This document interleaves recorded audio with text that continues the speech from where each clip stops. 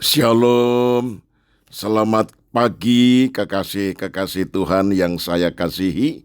Bagaimana kabarnya di pagi hari ini?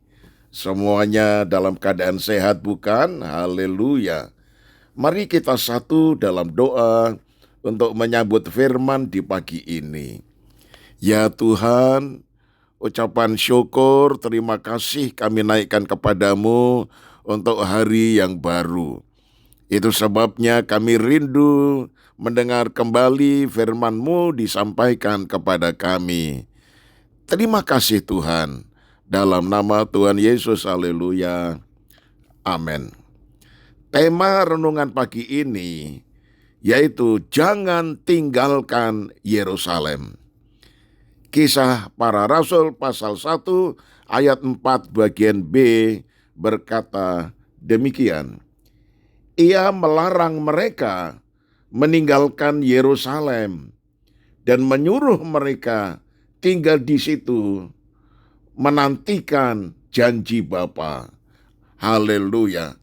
Nah, saudaraku yang dikasihi oleh Tuhan, setelah kebangkitan Tuhan Yesus, ia memberikan pesan penting kepada murid-murid, jangan tinggalkan Yerusalem. Padahal, saudara, Yerusalem itu bukan tempat yang nyaman bagi mereka. Apa sebabnya? Karena di kota itu, Yesus disalibkan. Para murid mengalami ketakutan. Dan ancaman serta tekanan masih ada, masih terasa. Namun, Tuhan Yesus meminta mereka tetap tinggal dan menantikan janji Bapa, yaitu pencurahan Roh Kudus. Saudara, kadang dalam hidup kita juga ingin meninggalkan Yerusalem. Apa artinya?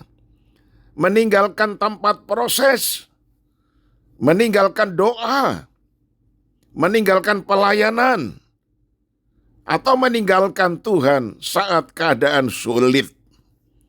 Tetapi saudara, Tuhan berkata, tetap tinggal, nantikan pekerjaanku, kamu akan mendapat pertolongan. Bisa bilang amin, saudaraku. Ada beberapa hal yang kita harus pelajari. Yang pertama, Yerusalem adalah tempat menunggu janji Tuhan. Kisah Rasul 1 ayat 5, tidak lama lagi kamu akan dibaptis dengan Roh Kudus.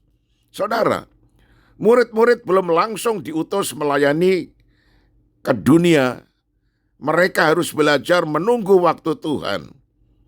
Seringkali manusia tidak sabar.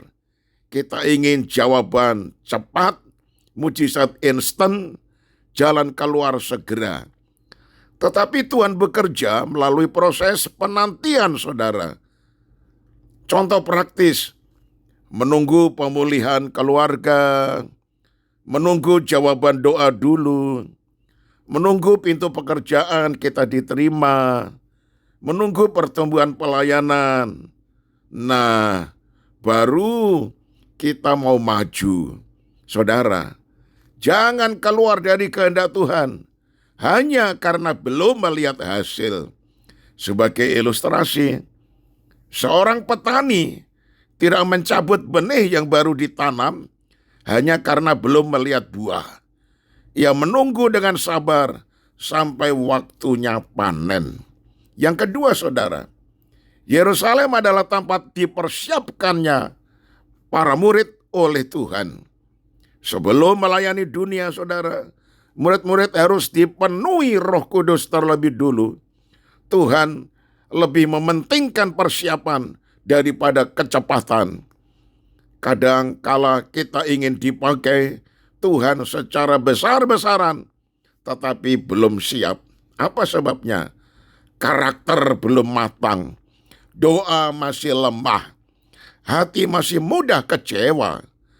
Karena itu Tuhan mengizinkan Yerusalem, yaitu tempat pembentukan dan pemrosesan hidup saudara.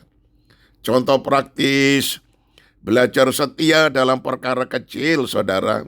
Tetap melayani walau tidak dilihat orang, saudara.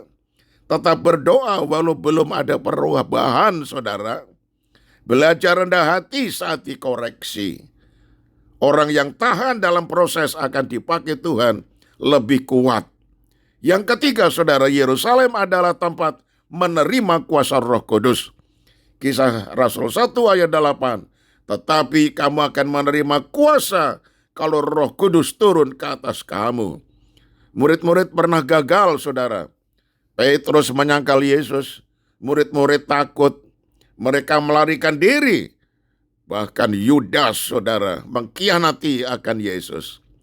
Tetapi setelah dipenuhkan Roh Kudus, mereka berubah menjadi saksi-saksi yang sangat berani. Artinya, kekuatan pelayanan bukan berasal dari kemampuan manusia, tetapi dari Roh Kudus. Contoh praktis, tanpa Roh Kudus, kita mudah menyerah, mudah marah, mudah takut menghadapi masalah. Tetapi saat Roh Kudus bekerja, ada kekuatan baru, ada keberanian baru, ada kasih yang baru, semangat melayani kembali. Karena itu jangan tinggalkan Yerusalem, saudara. Yang keempat, jangan meninggalkan Yerusalem hanya karena keadaan sulit. Yerusalem bagi murid-murid adalah tempat penuh kenangan yang sangat pahit. Namun justru di tempat itulah mujizat Pentakosta terjadi. Kadang Tuhan bekerja justru di tempat yang paling tidak kita sukai. Nah, saudaraku, contoh praktis dalam keluarga yang sedang bermasalah, dalam pekerjaan yang penuh tekanan, dalam pelayanan yang melelahkan, dalam masa sakit dan pergumulan, jangan cepat lari dari proses Tuhan. Mungkin tempat yang sekarang terasa berat, justru Tuhan mencurahkan berkat yang besar. Nah, saudaraku yang dikasihi oleh Tuhan, itu sebabnya sebagai pelajaran penting, jangan meninggalkan doa, ibadah, pelayanan, persekutuan, iman kepada Tuhan, hanya karena keadaan belum berubah. Nah, saudaraku, mari kita satu di dalam doa. Ya Tuhan Yesus Kristus, ampuni kami kalau sering tidak sabar dan ingin lari dari proses-Mu. Ajari kami tetap setia menanti janji-Mu dan tidak meninggalkan Yerusalem yang Tuhan tetapkan bagi kami. Penuhi kami dengan Roh-Mu yang kudus dan kuatkan iman kami sampai waktunya Engkau bertindak dalam nama Tuhan Yesus. Haleluya. Amin. Nah, shalom saudaraku. Selamat pagi dan selamat beraktivitas dan tetap semangat. Tuhan Yesus memberkati.